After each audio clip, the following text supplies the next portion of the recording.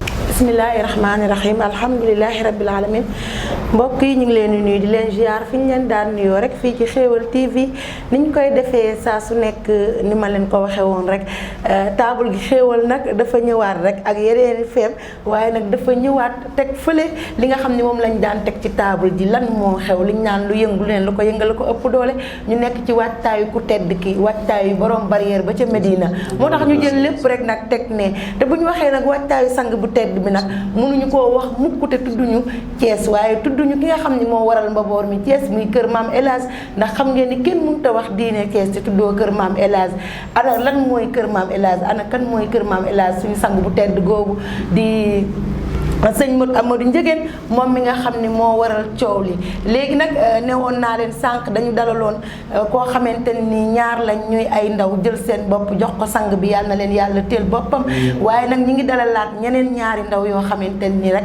dañuy ñëw waxtaanaat ci waajtaayu gàmm gi ni ñu koy defee saa su new duñu fàtte benn yoon nii kilifa diine kilifa aada naan jàmm fii ci Sénégal yàlla na ko fi yàlla sotti mbas mi nga xam ni moom la ñëpp tiit yàlla na ànd ak gàmm gi dem yàlla mën na ko sañ na ko yàlla na ko def ci barke sang bu tedd bi waaye du ñu fàtte benn yoon ñi nga xam ne ñoo nekk ci tiis nattu xat-xat yàlla na ko suñu borom teggi nee naa leen sànq àdduna ak looloo ànd ku fi ne di ñam ci yi fi ne waaye yàlla na yàlla saafara lépp ci barke yonent bi du ñu fàtte benn yoon ñi nga xam ni ñoom la caabi féete ginnaaw ñi nga xam ni ñoo nekk ci hôpitaux yi bu ñëwee tiis nattu xat-xat ñëpp a ngi ci biir waaye du ñu fàtte benn yoon way daw lay jiitu yàlla yeesal seen yërmande ñun ñi fi desandi yàlla xëy ñu ci boppam ci barke yonent bi nuy bu baax sang ba ca kër ga waaye nuy bu baax sëriñ Basiru Xéewal fi mu bëgg a yëggale kër gi moo ko xam yàlla na ko yàlla gën a dëgëral ñu am nag ñaari ndaw yi ñu fi dalal tey rek muy Alaaji Pape macha allah ñu ngi koy nuyu di ko ziar waaye ci suñu ndeyjoor tamit ñuy dalal ki nga xamante ni rek mooy Alaaji Maar moom tamit nee naa leen ñoom ñëpp rek ñu jóge ci kër maam El Hadj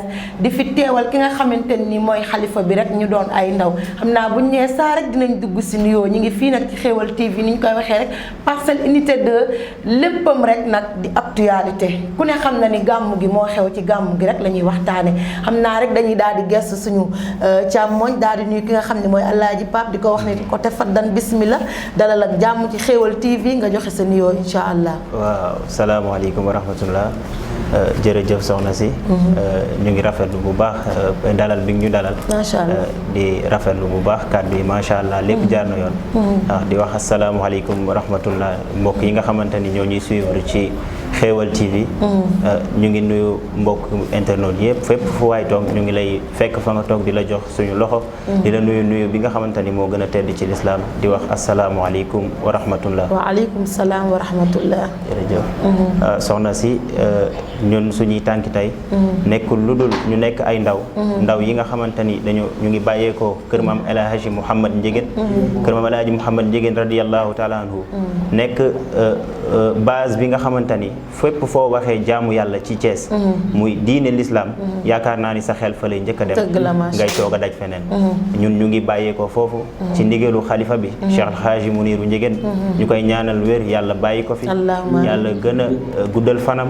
dolli ko wér ba lépp li nga xamante ni baayam yeeg mag ñu baax ñi teg nañ ko ci loxoom mu àggal ko ci jàmm ak salaam. ñu ngi jóge ci ndigalam di ñëwee tamit ci ndigalu ki nga xamante ni mooy doomam ja ki nga xamante ni mooy suñu guide spirituel di suñu guide religieux ki nga xamante ni moom la ñuy àndal di jaamu yàlla ki nga xamante ni moom moo ñu teg ci yoonu siraatal mustaqim ki nga xamante ni lépp li nga xamante ni waajur mu ngi koy def ci digganteem ak doomam lépp li nga xamante ni nit war na ko mu def ko ci diggante jullit bi ak boroomam moom mu ngi koy def ci ñun ñu koy wax Serigne Mor Talla Ndiéguène di ko ñaanal yàlla bàyyi ko fi mu nekk doom ci xalifa bi Cheikh El Hadji Muniru Ndiéguène waaye tamit ñun dañuy fàtte ni sax doom la ci xalifa bi ndax moom du woote loolu du ko wanewu te it du doxee loolu daanaka ñi ko xamul bu ñu ñëwee ci kër gi dañuy yaakaar ni taalibe la rek ci xalifa bi te moom loolu la gëm ndax mësuñoo fàttaliku wala mësuñoo dégg ci kàddoom muy wax ba ni sama baay wala muy wax ba ni sama pap liñ koy dégg toujours muy wax danaan sëriñ bi kon kooku taalibe la ci moom Serigne Mourtada Ndiéguène moomu ci ndigal ndigalam lañ bàyyeekoo ñëw fii nga xamante ni mooy Xéewal TV moom mu jiital suñu mouvement bi ñu ngi koy wax Safinatul Fuqara ilallah. Safinatul Fuqara bu ñu nee mouvement la mouvement dafa ëmb lépp. du daayira kese du association kese lépp li nga xamante ni ndaw bi mën na cee tënku pour jëm ci boromam Safina daf ko ëmb. looloo tax ñu ngi tënku ci mouvement boobu ñuy wax Safinatul Fuqara ilallah. moom Serigne Mor Talla Ndiéguène mu jiital ko nekk doom ci xalifa bi waaye nekk tamit taalibe ci kër gi nekk taalibe ci xadara bi yëpp. Safinatul Fuqara tamit mi ngi am ay président comme ni nga ko doon waxee sànq yaa ngi may laaj ni ma kuy président bi. mën nañu Serigne Mor du président bi. c'est un guide religieux. néewuma chef religieux mais guide religieux. il est pas chef. parce que chef bu ñu ko waxee. mooy kiy joxe des ordres. dëgg la mais moom dafay ànd ak ñun ci yoon siraatal mustaqim. dafay ànd ak ñun di jaamu yàlla. oyof toll ñooy bokk ak moom lekk. ñooy bokk ak moom naan. ñooy nekk ba 5 heures du matin daanaka ñu ànd dem ca jàkka ja julli ànd wasifa bu ñu paree dellu siwaat ci kër gi ku nekk dem sa kër ba waxtu tisbaar ñu àndaat defaat noonu loolu mooy routine bi noonu la ñuy passé suñu temps yëpp li ñu nekk ak moom kon kooku mën nañ ni c'est un guide religieux du un chef religieux xañu ñu boppam nëbbu ñu boppam tout le temps ñoo ngi ak moom mu ñuy yar ci lépp jàngal ñu ba sax nu ñuy lekkee daf ñu koy jàngal macha allah ndax ñun ak moom ñooy bokkandoo ñam yi chaque jour. dëgg la mu ñuy bàyyiloo xel naan def leen nangam. def leen nangam def leen nangam. dëgg la kon kooku. dafa ànd ak ñun jëm ci yàlla. moo tax ñu ni ñun guide religieux la ñu am mais amuñu chef religieux. dëgg la. bi ci topp mooy président bi nga doon wax sànq. am nañ ay président de section. mouvement bi am na ay président de section. section yi xam naa ni bu ma naree toog fii di lim. section maanaam kon bu ma la dégloo mouvement bi yaatu na ba da ngeen a samp léegi. ay section yaatu na lool macha allah. muy au niveau de Thiès. muy au niveau de Dakar. partout dans les régions du Sénégal. te yëpp ay jeunes la. yëpp ay jeunes la. ndax mouvement bi bu ñu xoolee mën nañu wax ni ki ci mag. bu amee plus de 40 ans bu ko ëppalee. bariwul. macha allah lam cay teg du bari. ki mag ci mouvement bi. kon c'est mouvement boo nga xamante ni ay jeunes ñoo ko composé. mu am ay section fii au niveau de Thiès. am nañ Grand Thiès. am nañ Baqiya. am nañ Taaxi Kaw. am na Këri Kaw. am na Cité Ouvrière et cetera et cetera bu ñu toogee di lim yëpp. am nañ aussi ba Dakar. Bargny Kër Massar. am nañ ci environ ci village yi ay Kër Mbir Ndaw Njuuxaan foofu yëpp am nañ fa ay section am na aussi ba ci bitim réew en Afrique au Gabon ci yeneen pays yëpp am nañ fa am na aussi au niveau international muy ba Paris France am nañ ko ci États-Unis am nañ ko au Canada am na Haïti maanaam mouvement bu yaatu la daal mouvement bu yaatu la foofu yëpp nag am nañ fa ay président section yoo nga xamante ni ñoo fa taxawal mouvement bi. dëgg la fu ci nekk am nañ fa président section moo fa taxawal mouvement bi. lii mooy en résumé. Safinatul Fuqara ilallah. macha allah ñu jiital ci suñu guide religieux di Serigne Mor Talla Ndiéguène nekk doom waaye taalibi ci xalifa bi Cheikh Alhaji Muniru Ndiéguène. macha allah di sët ci maam Alhaji Mouhamad Ndiéguène. jërëjëf soxna si. ñu ngi koy ziar macha allah leeral bi am na solo xam naa damay gëstu rek ci Serigne Alhaji yow li ma lay laaj mooy moom nee na mouvement bi yaatu na ba am ay section ndax section yooyu maanaam day am ay daayira yoo xam ni chaque semaine ñu daje fenn maanaam def ay natt ndax ku ne xam na ni daayira daje ak dajale la waxtaane seen diine waxtaane ci xadara bi ba gàmmu jot wala dañuy toog rek ba gàmmu jot ñuy door a def ay activité alhamdulilah maa ngi lay nuyu waa soxna si di kontaan waa ci dalal bi ñu dalal Xéewal TV di wax ni question bu pertinente la waaye balaa ma ciy ñëw rek daanaka sama mbokk Pam Massa daanaka résumé na en général li nga xamante ni moom nga bëggoon laaj ci président mbooloo mi lépp macha allah mais ni mu la ko waxee rek c'est un mouvement nag bu ñu ko waxee mooy yëngatu dëgg la yëngatu déjà comme ni ñu ko waxee ay jeunes ñoo koy def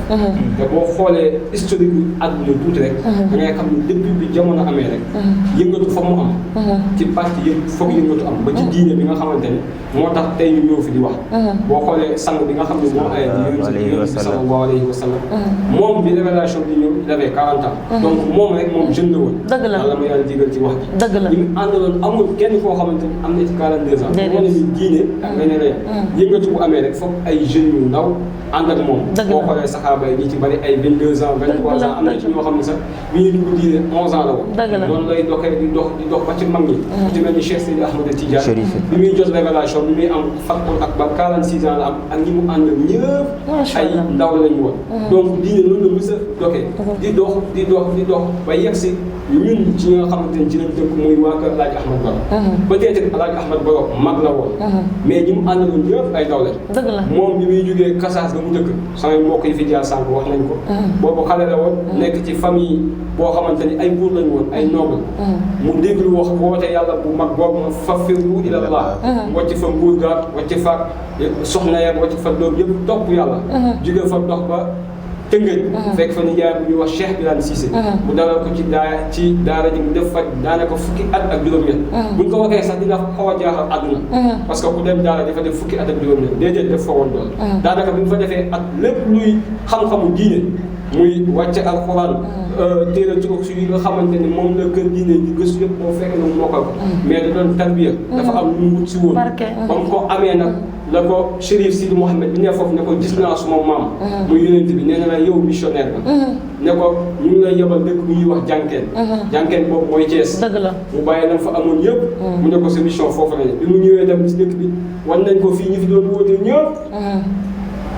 te lii nekk na leen séeréer su noonu si soppaliku nañ mel nangam guddi mu ne leen ñooñu pas-pas bi yonent bi waaye man diggal laa ñëwee ci yonent bi sallallahu alayhi wa sallam. mu doxal li muy doxal ba 1890 1885 la fi ñëw. 1886 caatam doomam du tedd ba Alaaji Mouhamed Ndiéguène radiyallahu taala gane jamono. pour te dire man ci mouvement de mais dama leen expliquer tuuti rek. moom bi muy gënee jamono bàyyam 1936 la laa. mais 32 la ko léegi lépp luy pouvoir. dëgg la mooy jullee doom yi mooy jullee ñëw di tudd doom yi mooy maye salaatul faatiha.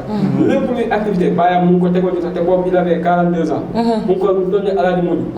bàyyam di ko xool muy def à 42 ans. ànd ak ay rakkam parce que boobu moo doon seen taaw. dëgg la ñii ñëpp ay 20 ans lañ amoon 22 ans. 23 ans mu ànd ak ñoom ba 36. bàyyam làkk mu am 46 ans. ba Cheikh Tidiane amee woon Fathul Akbar mu jot ci xilaafa bàyyam. dëgg la ànd ak ay ndaw ñuy liggéey di liggéey. ba yàlla def jamono jii ñu nekk. comme ni ñu ko waxee Serigne Mor Talla Ndiéguène suñu guide spirituel. mooy responsable moral mbooloo la. dëgg la moom mu ngi commencé doxal ay activités depuis seen Ousmane Ngom.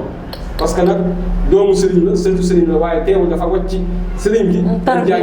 dem jàngi français. fii la amee BFM. au niveau du seen Ousmane Ngom. dem lycée Maroc fi am bac. si la dem Maroc. jàngi ba am licence. ba commencé sax maîtrise.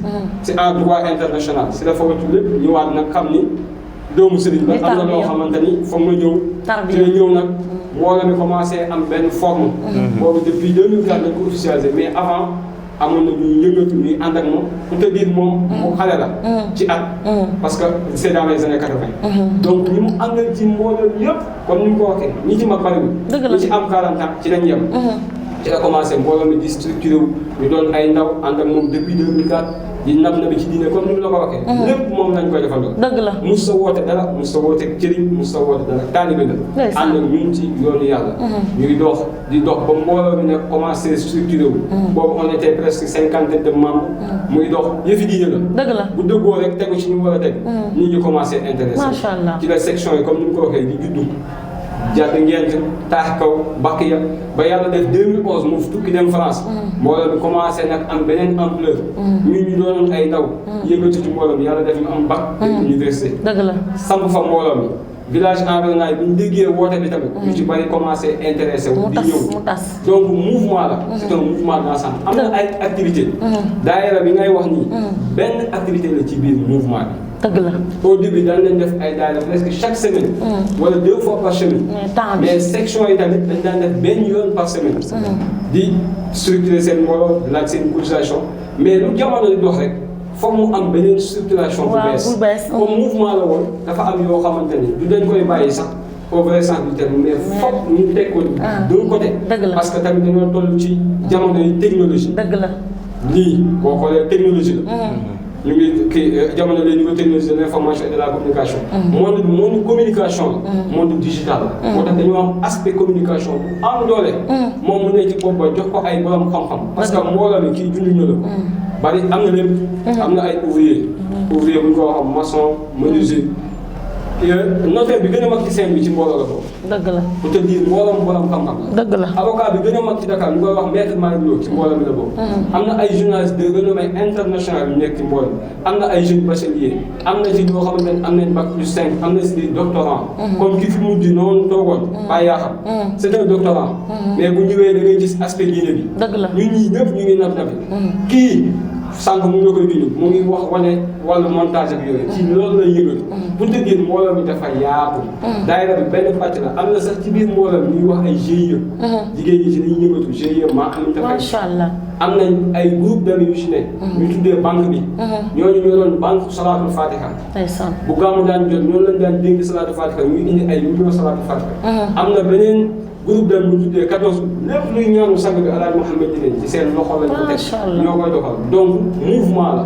daayira benn aspect la mais am na yeneen yoo xamante ni ñu ngi ci biir. ñu ngi dox. suñu am nañ groupe WhatsApp pour te dire que dañoo fekk jamono. parce que ki ñu àndal c'est un intellectuel. dëgg la dans le bac plus 4. donc xam na li xew ci àdduna bi. dëgg la àdduna fi ñu toll bu lii amul. ñu lay dëggati. lii foog mu am ci mouvement. dëgg la mooy lii ñu fekk fii. am nañ aspect communication boo xamante ne am na ñu koy doxal. lépp ñuy actualité ñu ngi ci. am na aspect boo xamante ni am na ñuy jàngale xam-xam ci biir mbooloo bi. dëgg la am na ñoo xamante ni ci ku ci mel ni man. Laxdari daanaka ci groupe WhatsApp laa ko mokkal. dëgg la macha am na ci ñu ci nekk ñoo xam ne daanaka ay novice lañu woon ci alxuraan. mais daanaka ci biir mbooloo mi lañu mokkalee alxuraan. macha ay groupe WhatsApp yoo xamante ni ay pàcc yoo xamante ni mu ngi ci mouvement bi. mooy tax doonatuñu ay affaire daayira ñu ci bari nag affaire daayira lañ ko def. mais déedéet. dépassé romb na foofu macha allah dépassé nañ loolu. daanaka bu ñu demee ba àdduna bi xam ay affaire yu daayira la.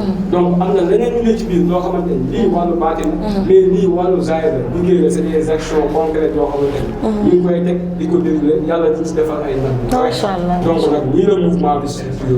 macha allah am na solo lépp rek ci tënk maanaam ci ñaari question yi rek tënk ngeen ci lépp rek mais ci fi may gën a taxawaat rek mooy li ngeen wax ci wàllu sëñ boobu nga xam ni dafa ñëw wàcce boppam oyof tooyu ànd ak ñëpp wanewul dara ci cëriñ ñëw mën a ànd ak ñëpp xam nga fii jamono toll dañoo laaj ñi nga xam ne ñoo féete ndaw xamaat fi ñuy teg seen tànk te nee naa la mouvement bi kon yéen defalu leen ko waa kër Maam Alaaji kese maanaam kon ubbil ngeen ñëpp seeni buntu parce que mouvement bu mel noonu bu amee kees defe naa ñëpp war nañ daw wuti ko parce que fii jamono toll nii boo xefee rek di nga réer te nee naa moom ku tegu ci alxuraan rek doo réer te ku ne xam na ne lépp kër Maam El Hadj rek alxuraan ak sunna la kon ñoom yàlla nañu leen yàlla fayal parce que ndaw tamit woon ginnaaw àdduna yombul rawatina comme ni nga ko waxee njàngale maa ngi ci Laxdari yoo ngi ci ndimbalante baa ngi fii te du tee tamit li nga war a doon di nga ko doon li nga war a def di nga ko def mais ngay jullit tamit day doon farata nga xam fi ngay teg sa tànk maanaam ci foofu rek la ñuy dellusiwaat ba tey damay laaj sëñ Pape rek ni ko léegi yéen ndax taxaw ngeen tey jii pour am loo xam ne fii ci biir kees rek lu mag lay doon maanaam lu demee ni entreprise lu demee ni tey ku ne gis na ni média dox na léegi ñu ne télé bee kat mouvement bi ñoo ko moom wala ñu ne kat nangam lee mouvement bi ñoo ko moom mais lépp dellusiwaat ci biir jànqeen comme que suñu maam dañ ko ni dellul jànqeen sa lépp fa la nekk ndax pare ngeen pour am loolu mu doon symbole. waaw alhamdulilah ñu ngi rafetluwaat question bi bu baax di question bu am solo waaw di ñëwaat ci sëriñ bi ba pare comme li nga doon wax sànq rek nga ni ay ndaw lañ nekk ci buntu àdduna ànd ak sëriñ boo nga xamante ni tamit ndaw la war ñoo teg ci yoonu siraatal mustaqim naka la ñuy dundee ak moom sëriñ bi dafa nekk koo nga xamante ni ñun maanaam mën naa jël exemple ci sama bopp man dem naa ba benn moment bi ma defee sama troisième après dama bàyyi jàng bi ma bàyyee ma nekkoon sama yeneen i business lijjanti sama bopp dem naa ba benn moment ma xam que ni échoué naa mu seetaan ma dem naa ba benn moment mu woo ma ni ma est-ce que doo delluwaat ci école yi jàng ma ni ko naan di lijjanteeg di naka naka mu yóbbu ma jël xaalisam fayal ma defi formation ci laa defee formation en audiovisuel formation en infographie et multimédia ma spécialisé bi ma génnee ma jot sama diplôme en réalisation en cadre nekk caméraman nekk monteur en même temps nekk infographe en même temps loolu lépp mi ngi jaare ci loxo donc li may waxaat sama mbokku jeunes yi que ni kii nga xamante ni mu ngi jël alalam di ko def ci yow ngir nga sàkku ji xam-xam mën a ñëw teral say wayjur ndax bu ñu amee benn mënuñu yóbbul jox sa ndey. dëgg la bu ñu amee ñaar mu ne demal yóbbu jox sa ndey ak sa baay. bu ñu amee ñett mënuñu demal yóbbu jox sa ndey jox sa baay jox say mbokk. dëgg la leneen lu des su ma ci xajee ngeen indil ma. macha allah mu kii moo ñu ŋànk. mooy Serigne Mor Talla Ndiéguène. ci lii la ñu woo. ci lii la ñu yar. ñu nekk ak moom ci lii depuis des années. man rek laa jël exemple moom. mais keneen ak keneen ak keneen képp ku fi jaar. mën na la wax ci fi nga xamante ni fa la jaar ak yow. Serigne Mor Talla Ndiéguène moo nekk noonu. donc baalaat ma question bi tuuti dama ko. xaw a waaw ma ni ndax pare ngeen pour am loo xam ne lu mag lay doon fii ci kees. jërëjëf léegi comme fi nga doon wax que ni wàllum soxla ëllëg dinañ dem ba dinañ soxla lu mel nii dañuy faral di wax que ni pour contrer le système il faut entrer dans le système tubaab bi man je pense bien que ni keroog bi muy créé WhatsApp bis bu xamoon ni l'islam dina fa am liggéey mu fa mën a taxawal du ko liggéey dëgg la keroog bi muy créé Facebook même chose Instagram Snapchat Twitter Viber lu mu mënti doon bu xamee ni rek l'islam am na fa pàcc rek day jéem a dem indi ji leneen parce que autant lan la créé woon Facebook la njëkk a créé mu dem ba jëmmi jamono gis ni l'islam ji jot amatul temps amatul sëriñ bi lu ci bari nekkut ak ay taalibeem léegi lan lañu dañuy def seeni émission diine ak leneen di ko jaarale ci Facebook bi nit ñi di leen seetaan ñu dem ba benn moment ñu xam ni kat l'islam bi dominé na ci Facebook bi bu baax ñu daal di créer WhatsApp xam ni foofu kat jeunes yi ñoo ëpp li ñu fay daje te dañ naan askan dëgg ab réew dëgg boo ko bëggee détruire demal ba fexe ba nelawal jeunes yi ñu créer WhatsApp jël ko jox ñu ko ñu jël suñu passe-temps yi def ko ci dem nañ ba waxtu julli day jot sax nga yor sa téléphone nekk ci discussion bu importante te ay caaxaan kese la mu waral tax nga faat waxtu julli bi keroog suñu nitu diine yi bi ñu demee ba xam découvrir système boobu ci lañ duggaat ci WhatsApp mooy sama mbokk mi li mu doon wax sànq Laxdari ci WhatsApp la ko mokkalee man a keneen ak keneen bari na yoo nga xamante ni ci WhatsApp lañ ko mokkalee donc suñu présence ci réseaux sociaux yi loolu mooy mbir mi pour contrer le système il faut entrer dans le système du ñu bàyyi jeunes yi ñu nekk fa dafa gis ay caaxaan kese jàpp ni caaxaan kese moo war a daw ci réseaux sociaux yi léegi bu ñu xëyee gis seen benn xarit statut caaxaan wala gis seen benn xarit dugal caaxaan bu ñu gersuwaate coot gi dinañ gis seen beneen xarit mu dugal lu baax mu dugal loo nga xamante ni dëppoo na ak digle yonent yàlla Muhammad sallallahu alayhi wa sallam kon kooku bu defee analyse personnelle dina xam ne fii kat du lu bon rek moo fi war a am léegi après moom mooy am choix mooy xool fi mu bëgg a jaar mu jaar fa yàlla na dëppoo choix bi nga xamante ni mooy ngërëmu suñu borom donc li nga wax que ni ndax am nañ ko boo demee suñu chaîne YouTube am nañ chaîne YouTube bu tudd Ndiéguène TV après bu la neexee demal nga recherche Facebook am nañ fa page machallah Instagram de même TikTok bi mujjee génn am nañ fa page boo demee YouTube di nga fa fekk plus de 1000 waxtaanu sëriñ bi 1000 waxtaan yoo nga xamante ni bu ci nekk ëpp na 2 heures de temps 1000 waxtaan bu ci nekk ëpp na 2 heures de temps ay waxtaanam ñu nga fa lii mi ngi wax ci diggante ñun suñu jaamu yàlla si suñu diggante ak suñu borom lii mi ngi wax ndaw ñi seen i diggante ak seen i wayjur waxtaan yi mi ngi ci wax ci diggante ndaw ñi ak tarixa bi lii mi ngi ci wax suñu diggante ak yonent yàlla Muhammad sallallahu alayhi wa sallam lépp loo soxla ci diine boo demee foofu insha allahu rabbi di nga ko fay fekk donc liñ naan li olof Njaay di wax ni borom boutique bu mbagg boo gis xool ba magasin nga ci am nañ chaîne YouTube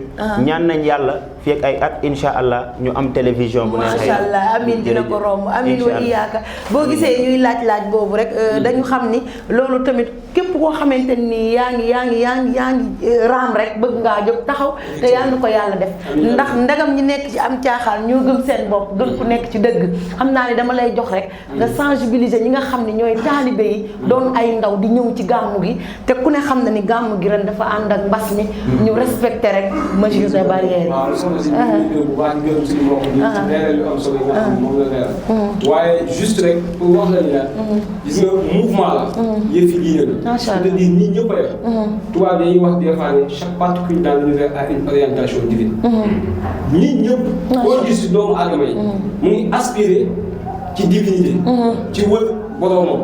mais des fois dañuy am malchance ñu tombe à la mauvaise adresse. dëgg la parce que dëkk bi dafa am ñoo xamante ne dañuy woote woo diine. fekk peinture ba mooy diine. dëgg la mais boo ñëwee ba ci biir ay jaaxaan mbooso am na loo xamante ni bokkul ci diine. dëgg la ay dëgg bokkul ci diine. am na yëf yi des fois da ngay dem ba doo xamee gàmm bu ñu askan wi jël ak sabar. dëgg la loolu du diine. donc ñun on a un mouvement. benn structure boo xamante ni ci lañ ne di jaamu yàlla. te ubbil nañ ci porte yëpp. am na ay murid am na tijaan.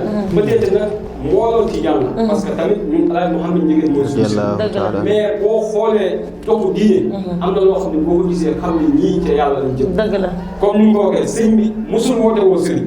te sëriñ la. li suma mbokku taalibe bi jógee fii sànq wax ci Cheikh Oumar. ñu ngi defal suñu maam Medoune Ndiéguène. jox ko wér di ijaaza ko def ko xalifa Cheikh Seydi Ahmed Tidiane. moom la ko maamam sang ba Alaaji Mouhamed Ndiéguène defal. macha allah kon mënoon na woote woo sëriñ. moom la mujjee may tarixa bi muy dem Barza. macha allah bu am 107 ans. am sëtam boo xam ne 14 ans la am. macha allah jox ko salaatu fatiha tey te dafa moom Thiès yëpp. woo ki koy ijaaza. jox ko salaatu fatiha tey ijaaza ko tey def ko xalifa Cheikh Seydi Ahmed Tidiane tey. macha allah mais loolu lépp teg na ko ànd ak ñun di ñu orienté pour ëllëg parce que xam na ni jamono dafa yàqu. dëgg la lépp yàqu na. macha donc mu ngi fekk ba ñun ñu am tuuti diine. donc damay woo di sensibiliser jeunesse su Thiessoise yëpp. ak jeunesse su àdduna bi yëpp. ubbil nañ suñu bunt ñun ñëpp. macha allah du muy du tijaan képp ku bëgg a adhéré. fii yàlla rek a fi am. dëgg la amul leneen wallaahi boo leneen. boo xoolee sax devise mbooloo mi am na devise am principe. devise mbooloo discipline. spiritualité excellence. macha allah dañuy woo jeunesse. te loolu la principe mbooloo mi muy engagement. responsabilité ak sacrifice. te defe naa looloo am ci àdduna. donc ñu ngi sensibiliser suñu mbokk yëpp. di leen wax ni. peut-être gàmmu bu métti lañ jëm. dëgg la mais ñu ngi woo ñëpp. incha allah ñu ngi ñaan yàlla dëgg ci gàmmu gi nga xamante ne ñu ngi koy defal sang bi. mu jaaree fi mbas mi yëpp. yàlla wàcce ko. amiin donc ñu woo ñëpp ñu respecté mesures barrières di profité tamit ci occasion bi. di gërëm sëriñ Bass nga xam ne mooy borom xéwal gi. macha allah di ñaanal tamit lii nga xamante ne ndoxte la. ñu ngi ñaan ñiy déggee télé yu mag yi ci àdduna bi. amiin yàlla nañu ko déggee seen bopp. allahumma amiin amiin wa iyyaak. gudd fan wér ànd ak bis. donc ñun ñoo leen amee ngërëm. macha allah waaye macha allah ñun tamit ameel nañ leen ngërëm ci oyof gi ak yombalal gi ndax xam nañ ni jamono xat na. mais bàyyi ngeen seen yitte yëpp ñëw wuy suñu yàlla na yàlla nangu ñaan yëpp.